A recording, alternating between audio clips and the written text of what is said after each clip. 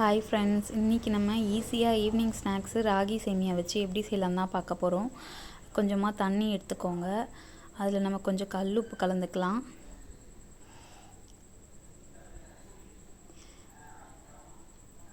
இப்போது நல்லா கலரி விட்டுட்டு அந்த ராகி சேமியாவை அந்த தண்ணியில் எல்லாத்தையும் கலந்துடலாம். இப்போது ஒரு 3 மினிட்ஸ் இந்த தண்ணியிலே இருக்கட்டும். இப்போது நான் ஒரு இட்லி பாத்திரம் வச்சுருக்கேன்.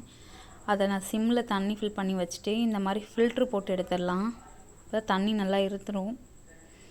இப்போது நான் இந்த இட்லி பாத்திரத்தில் இதை நான் வேக வைக்க போகிறேன்.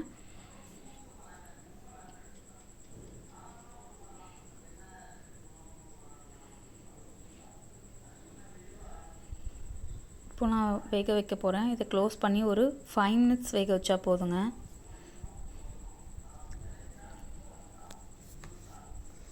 இப்போ வெந்திருக்கும். நம்ம அதுக்குள்ளே இது கூட என்னென்ன இன்க்ரீடியன்ட்ஸ் போடலாம் தான் பார்க்க போகிறோம். கொஞ்சம் வேர்க்கடலை, கொஞ்சம் நாட்டு சர்க்கரை, கொஞ்சம் துருவன தேங்காய். பாருங்கள், நல்லா வெந்துருச்சு உதிரி உதிரியாக. இப்போ இந்த வேர்க்கடலையை கொஞ்சம் 3/4 பதத்துக்கு அரைச்சி எடுத்துக்கோங்க மிக்சியில்.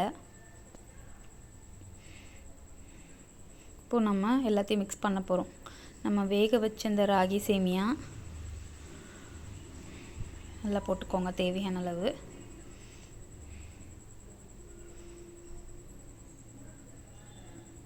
கொஞ்சமாக நாட்டு சர்க்கரை ஆட் பண்ணிக்கோங்க. நாட்டு சர்க்கரை ரொம்ப நல்லது உடம்புக்கு.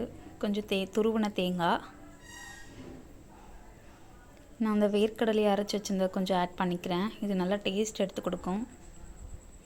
அவ்வளோதாங்க. நல்லா கலரி விட்டுக்கோங்க. ஈவினிங் ஸ்நாக்ஸ் ஈஸியாக நீங்களும் இந்த மாதிரி வீட்டிலே ரெடி பண்ணி கொடுக்கலாம். குட்டீஸ்க்கும் கொடுக்கலாம், பெரியவங்களுக்கும் கொடுக்கலாம். ரொம்ப ஹெல்த்தியான ஸ்நாக்ஸு. வீடியோ பிடிச்சிருந்தால் லைக் பண்ணுங்கள், ஷேர் பண்ணுங்கள், சப்ஸ்கிரைப் பண்ணுங்கள், கமெண்ட் பண்ணுங்கள். தேங்க்யூ.